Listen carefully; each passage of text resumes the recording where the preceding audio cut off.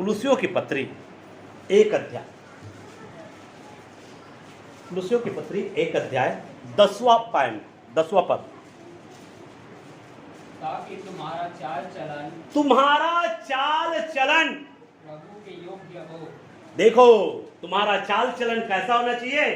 प्रभु के योग्य हो। प्रभु के योग्य हो। रुक जाइए, यहां पर क्या बोल रहा है कुलुस्सियों की पत्री में? यहां पे संत पौलुस क्या बोल रहा है? तुम्हारा चाल चलन किसके योग्य होना चाहिए? परमेश्वर के योग्य होना चाहिए। कहने का मतलब है जो सच्चे जो मसीह होता है मेरे प्रियो, उनका चाल चलन जो है परमेश्वर को भाने वाला होना चाहिए। कैसा होना चाहिए हमारा चाल चलन? परमेश्वर को भाने वाला होना चाहिए। दूसरे रूप में कह सकते हैं परमेश्वर को पसंद आने वाला होना चाहिए। इसलिए क्या जो चाल आप चलते हो, जो कार्य आप करते हो, आप सोचिए मेरे प्रियो, क्या परमेश्वर को पसंद आ रहा है? आपको सोचना है। आप ऐसी चाल चले, आप ऐसा कार्य करें, अपने चाल चलन की भी चौकसी करना। आप कैसे चाल चल रहे हो, आप कैसे कार्य कर रहे हो मेरे प्रियो, क्योंकि हमारा चाल चलन जो है परमेश्वर को भाने वाला होना चाहिए। सच्चे मसीह जो होता है वह अपने चाल चलन की चौकसी करता है। क्या करेगा? अपने चाल चलन की चौकसी करेगा, ताकि उनके चाल चलन के द्वारा भी परमेश्वर को महिमा मिले। परमेश्वर को क्या होना चाहिए? पसंद आना चाहिए हमारा चाल चलन। यहाँ पे पौलुस ऐसी चाल चला। पौलुस कैसी चाल चला? पौलुस कहता है मैं मसीह सी चाल चलता हूँ। किसकी चाल चलता हूँ? मसीह सी चाल। आपको अपने चाल को भी चेक करना है, क्या मेरा चाल जो है मसीह की चाल है कि नहीं। जो आप चाल चलते हैं, जो आप कार्य करते हैं, वो कार्य मसीह का कार्य के साथ में मेल खाता है कि नहीं खाता है। आपको चेक करना है, आपको जांचना है। इसलिए सच्चे मसीही की जो चाल जो होता है वो परमेश्वर को भाने वाला होता है, परमेश्वर को पसंद आने वाला होता है। तो ये तीसरा पॉइंट आप लिख सकते हैं। सच्चे मसीही की जो चाल चलन होता है वे परमेश्वर को भाने वाला होता है। क्या होने वाला होता है? परमेश्वर को भाने वाला होता है, परमेश्वर को पसंद आने वाला होता है। उसके बाद पढ़ दीजिए, ताकि तुम्हारा चाल चलन प्रभु के योग्य हो। तुम्हारा चाल चलन किसके योग्य होना चाहिए? यहाँ पे बोला है प्रभु के योग्य। कहने का मतलब है हमारा चाल चलन परमेश्वर को भाने वाला होना चाहिए। प्रभु के योग्य मतलब यही है, हमारा चाल चलन परमेश्वर को भाने वाला होना चाहिए। और पढ़िए, और वह सब प्रकार से प्रसन्न हो। देखो यहाँ पर सब प्रकार से प्रसन्न हो। सब प्रकार से, रुक जाइए, सब प्रकार से प्रसन्न हो मतलब यहाँ पर सब प्रकार से प्रसन्न हो ऐसा बोल रहा है। सब प्रकार से प्रसन्न हो। कौन प्रसन्न हो? परमेश्वर प्रसन्न हो। इसका कहने का मतलब है मेरे प्रियो, हर बात में सब प्रकार मतलब हर बात में परमेश्वर को खुश करो। इसका मतलब यही है, सब प्रकार से परमेश्वर क्या हो? प्रसन्न हो। इसका मतलब है आप हर बात में परमेश्वर को खुश करो। हर बात में परमेश्वर को खुश करो। आपके जो भी बातें करते हो, जो भी कार्य करते हो, उस कार्यों के द्वारा परमेश्वर को क्या करो? खुश करो मेरे प्रिय। परमेश्वर आपके कामों के द्वारा खुश होना चाहिए मेरे प्रिय। हर बात में परमेश्वर को क्या करो? खुश करो। तो आप लोग लिख सकते हो मेरे तीसरा पॉइंट, चौथा पॉइंट में आप लिख सकते हैं सच्चे मसीह हर बात में प्रभु को क्या करते हैं? खुश करते हैं। सच्चे मसीह क्या करते हैं? हर बात में प्रभु को क्या करते हैं? खुश करते हैं मेरे प्रियो। जिससे परमेश्वर खुश नहीं होता ऐसे कार्य सच्चे मसीही नहीं करता। ऐसा कार्य सच्चे मसीही नहीं करता मेरा, क्योंकि सच्चे मसीह इस बात को ध्यान रखता है, इस बात की ओर मन लगाता है कि मैं कैसा कार्य करूंगा जिससे मेरा परमेश्वर खुश होगा।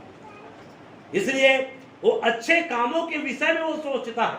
सच्चे मसीह अच्छे कामों के विषय में सोचता है, अच्छे कार्यों के विषय में विचार करता है और अच्छे अच्छे काम करता है, अच्छे अच्छे कार्य करता है जिससे परमेश्वर क्या हो? खुश हो। परमेश्वर हमेशा अच्छे कामों से खुश होता है मेरे प्रिय। अच्छे कार्य अगर करेंगे मेरे प्रिय लोगों के साथ अच्छे बर्ताव, अच्छे व्यवहार, अच्छे व्यवहारिकता दिखाएंगे तो इससे परमेश्वर क्या होगा? खुश होगा।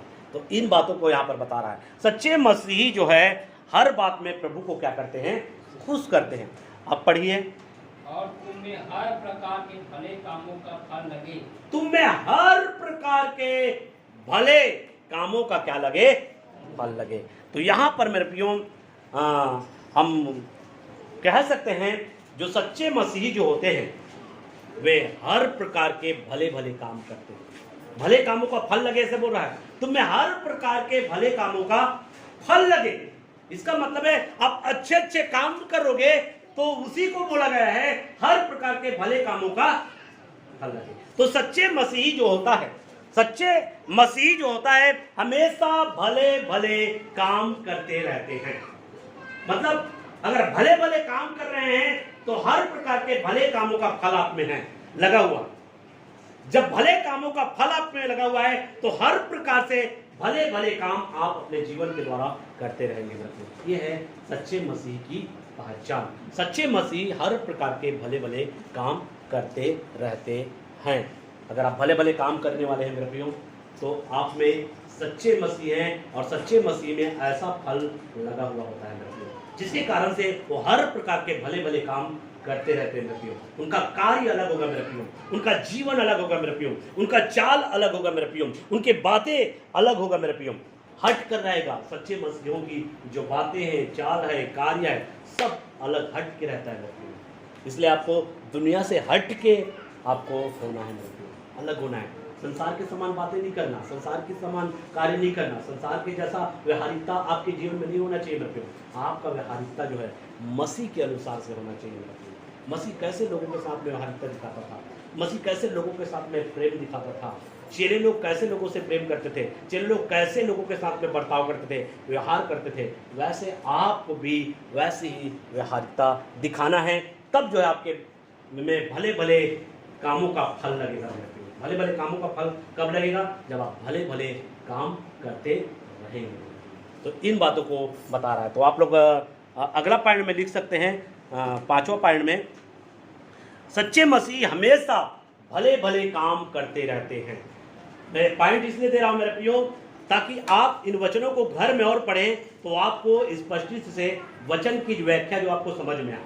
इस वचन की व्याख्या जो मैं आपके सामने रख रहा हूं, कर रहा हूं मेरे प्रियो, ये वचन आपको समझ में आए और घर में पढ़े तो आपको अच्छे से समझ में आए। इसलिए मैं इसका व्याख्या कर रहा हूं ताकि आपको अच्छे से समझ में आ सके। तो सच्चे मसीही जो होता है हमेशा भले भले काम करते रहते हैं। ऐसे मैं बहुत सारे पॉइंट दे सकता हूँ मेरे प्रियो सच्चे मसीही के विषय में, लेकिन उतना समय नहीं है कि मैं पूरे विस्तार से आप पूरा हर चीज़ बताते चले जाऊँ। बहुत सारी बातें हैं मेरे प्रियो, बहुत सारी बातें एक संदेश में नहीं हो सकता मेरे प्रियो, इसलिए आप लोग लिखते चले जाइए। अगला पढ़िए। और तुम परमेश्वर की पहचान में बढ़ते जाओ। बस तुम परमेश्वर की पहचान में बढ़ते जाओ। सच्चे जो मसीह होता है वो परमेश्वर की पहचान में बढ़ते जाता है, अपने पहचान में नहीं। अपने पहचान में मत बढ़ो, दूसरों के पहचान में मत बढ़ो। आप किसके पहचान में बढ़ो? परमेश्वर की पहचान में बढ़ो। समझ में आया? सलमान खान की पहचान में मत बढ़ो और हीरो के पहचान में बढ़ो, हीरो हीरोइन की पहचान में मत बढ़ो मेरे प्रियो। आप किसके पहचान में बढ़ो? सृजनहार परमेश्वर की पहचान में बढ़ो। सच्चे मसीह जो है परमेश्वर की पहचान में बढ़ता है मेरे प्रियो। सच्चे मसीह किसके पहचान में बढ़ता है? परमेश्वर की पहचान में बढ़ता है। तो आपको मसीह की पहचान में बढ़ेंगे। इसलिए संत पौलुस कहा मैं मसीह की चाल चलता हूँ, इसलिए तुम भी मेरी सी चाल चलो, क्योंकि मैं मसीह की चाल चलता हूँ। मैं किसकी चाल चलता हूँ?